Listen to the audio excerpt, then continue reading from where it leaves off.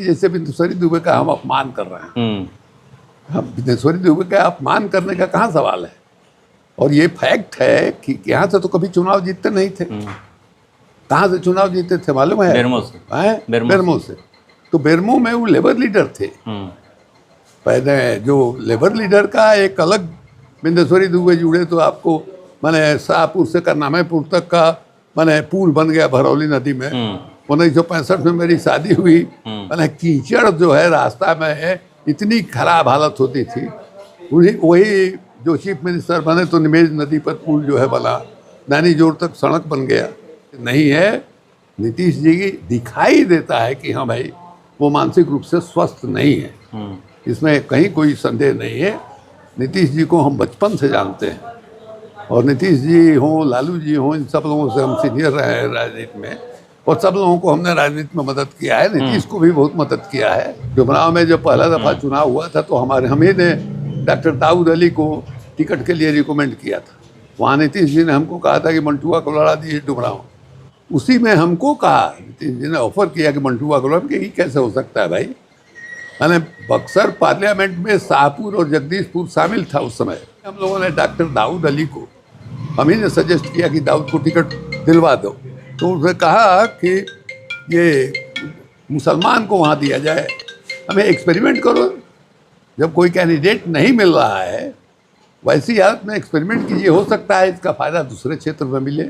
और जीत गया डॉक्टर। मतदान करने आज आप अपने गांव पहुंचे हुए हैं, इस बार क्या लग रहा है? अब तो हम अपने गांव में हैं। गांव में हमारे बहुत अच्छी स्थिति है। बाकी क्या हो रहा है हमको नहीं जानकारी। वैसे हम उम्मीद करते हैं कि लोग मैंने जो इधर उधर से खबर मिल रही है कि ठीक ठाक है। सबसे बड़ी बात है कि शांति के साथ हर जगह हो रहा है। अभी तक तो कोई खबर ऐसी नहीं मिली है कि कहीं मैंने अशांति वगैरह पैदा हुई हो। अभी तक शाहपुर विधानसभा की अगर हम लोग बात करें तो 1990 से एक मतलब वो धरना चल रहा है। 1990 से कौन सी बात की है? हम तो 1952 से चुनाव देख रहे हैं। तो 1990 में कौन ऐसा ये हो गया कि आप 90 से ही राजनीति? नहीं, 90 के बाद दो टर्म ही लोग जीत रहे हैं, उसके बाद कोई दूसरा विधायक बन जा रहा है, ये देखने को मिल रहा है। अब उसमें हम क्या कर सकते हैं? जिसको लोग पसंद करते हैं, वोट करते हैं, जीतते हैं। एक आपके अभी पिताजी ही रहे हैं कि लगातार कंटिन्यू? हम कैसे कर सकते हैं? हम कैसे कर सकते हैं? तो नतीजा आने दीजिए। हम पहले से भविष्यवाणी करके मैंने जनता का अपमान क्यों करें? जनता का जो मैंडेट है वो आज जो है चला जाएगा, उसकी गिनती होगी, पता चलेगा। तो तीसरा होगा नहीं होगा सब लोगों पर निर्भर करता है। अच्छा, अब भी यहाँ से चुनाव लड़े हैं और अभी आए हैं, क्या कुछ बदला है उस समय से और इस समय में? समय तो बदलता ही ना है। अब हमारे समय में आपके जैसे लोग नहीं थे जो हमारा इंटरव्यू ले। उस समय कोई यूट्यूबर नहीं हुआ करता था। हम लोग घूम घूम करके लोगों के यहाँ जाके अपनी बात पहुँचाते थे, घर घर के दरवाजे पर जो है जाते थे। अब तो ज़माना ऐसा हो गया कि हम बोल रहे हैं, आप दिखाइएगा, कई जगह के लोग जो है देख लेंगे, सुन लेंगे। तो हम लोगों के समय से समय काफ़ी बदल गया है, काफ़ी बदल गया है।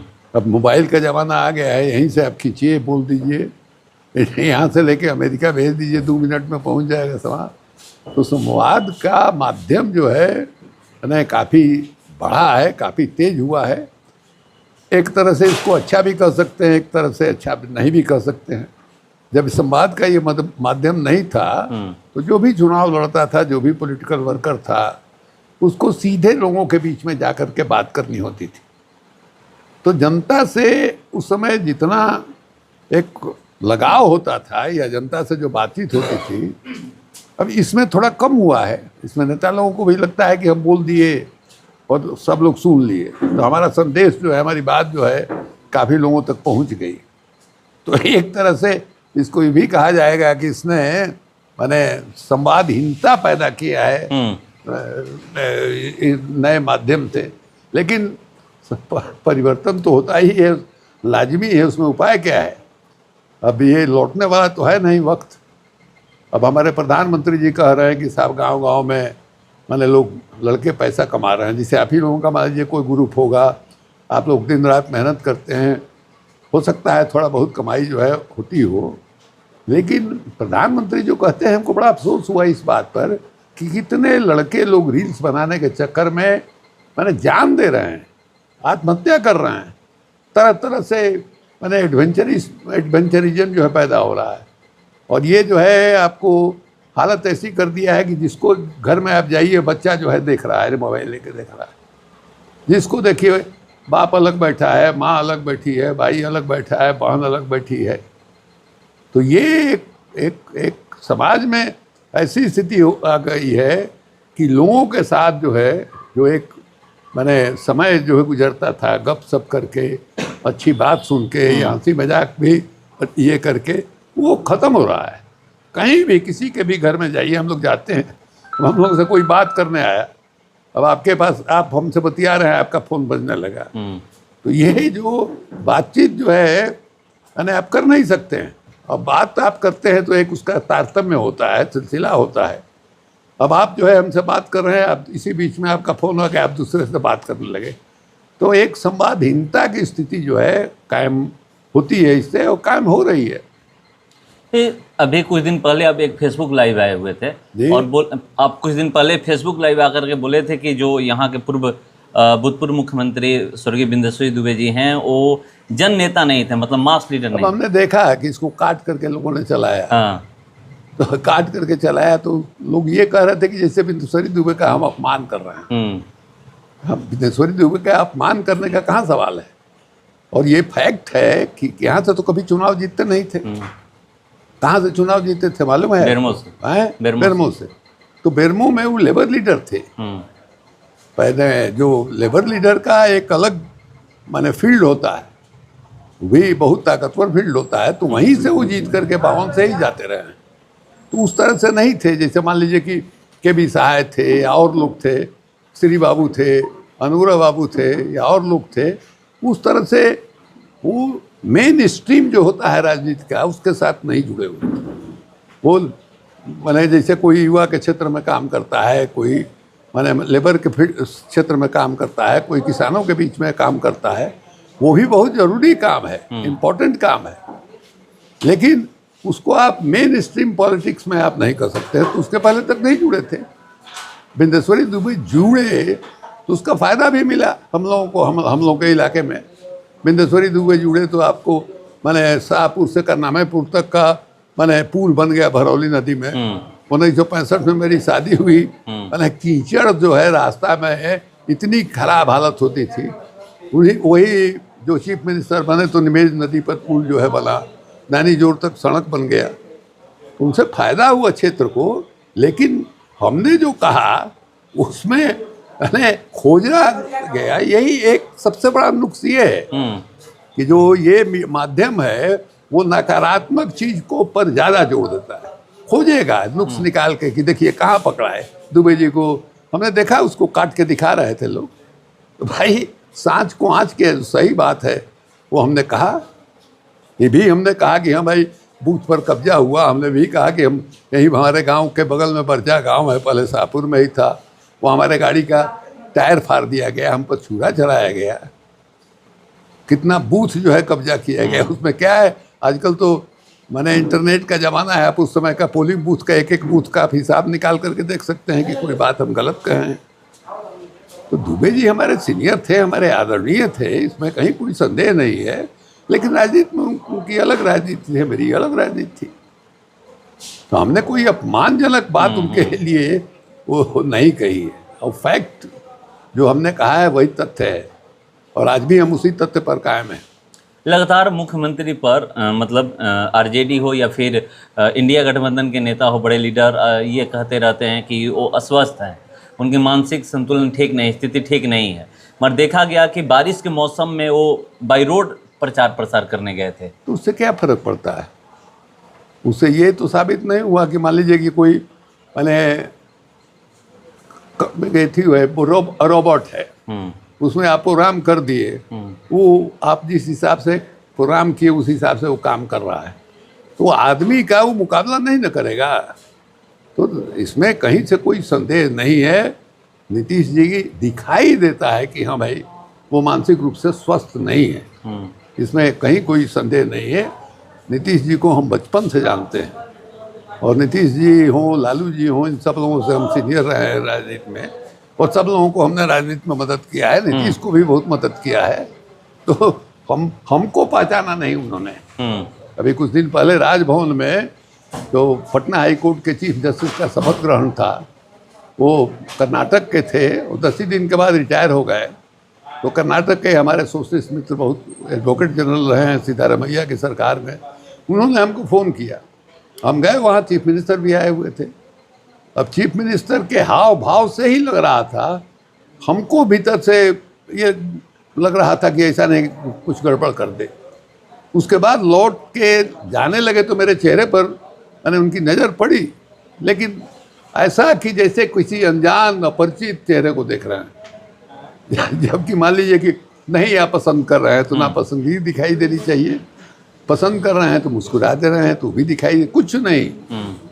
तो इसलिए सब लोग इस बात को मान रहे हैं कि डिमेंशिया है, डिमेंशिया एक रोग है जिससे आदमी के मेमोरी जो है धीरे धीरे उसका क्षरण होता जाता है, और उसमें भी नई बात याद नहीं रखती।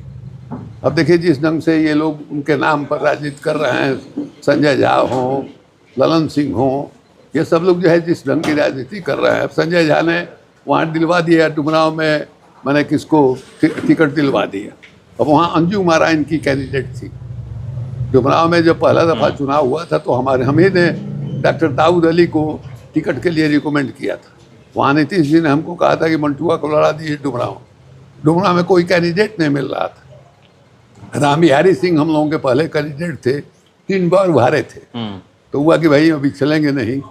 उसी में हमको कहा, नीतीश जी ने ऑफर किया कि मंटुआ को लड़ा, कि ये कैसे हो सकता है भाई।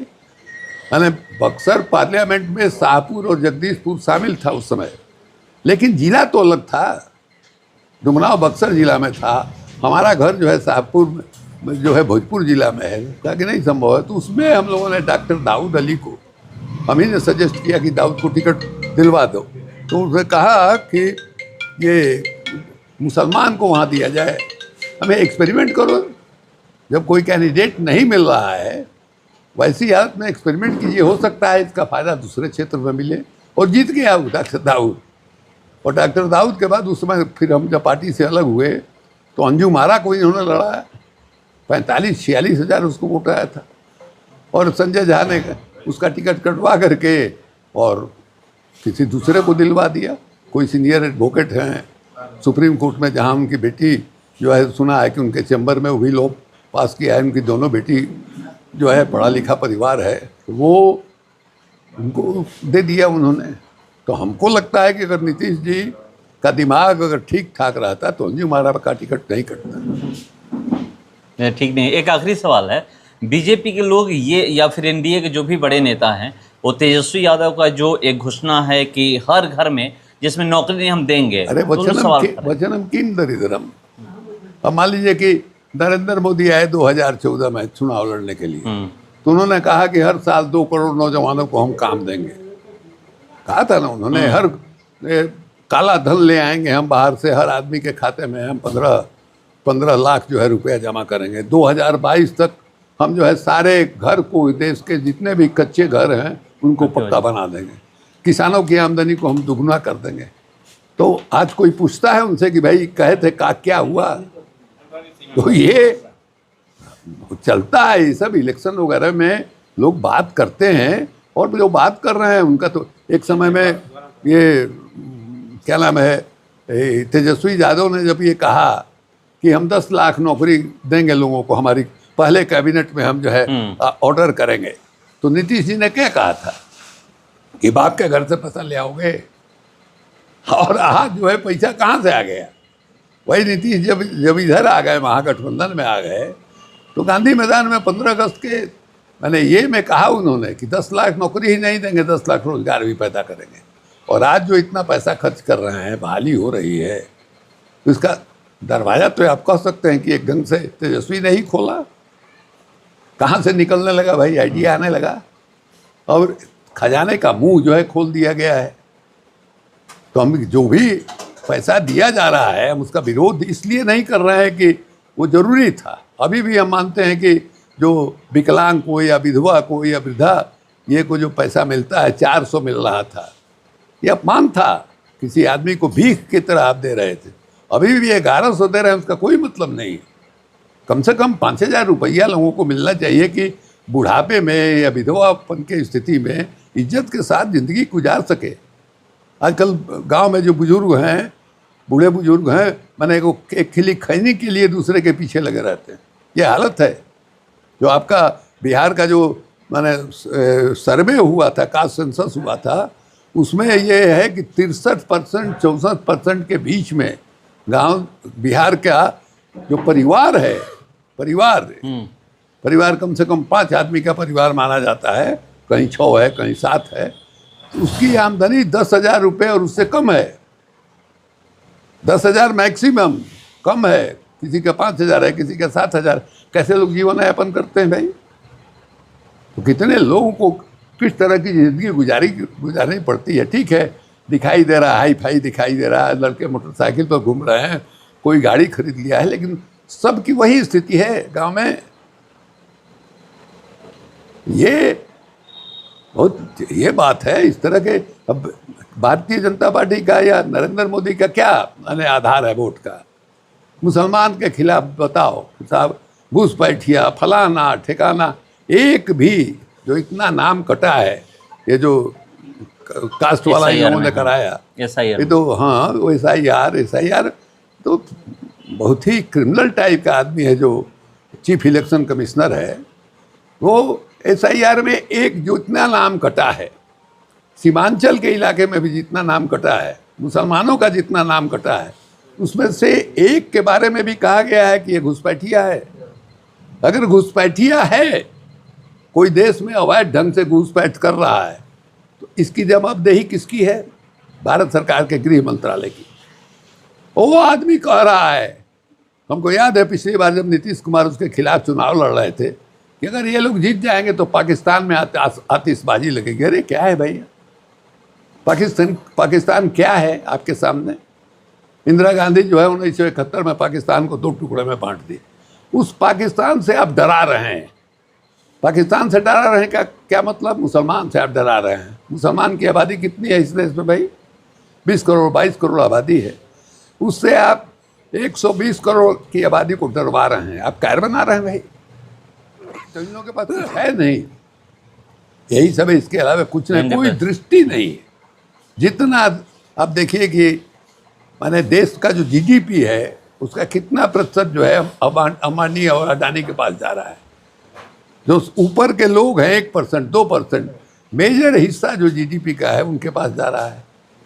अब बिहार में GDP ऐसी बढ़ा है, पर कैपिटा इनकम बढ़ा है, ये सब बढ़ा है, लेकिन आप देखिएगा अगर उसको क्षेत्र वाइज, तो पटना में 1,24,000 मैंने महीना जो है हमने औसत जो है वहाँ का आमदनी है लोगों का। लेकिन आप देखिए कि दूर दराज के इलाकों में क्या है भाई? जैसे गांव में चले जाइए तो कम हो जा रहा है। ये क्या हो रहा है? तो इसलिए इतनी गैर बराबरी बढ़ी है जिसका कोई हिसाब किताब नहीं है।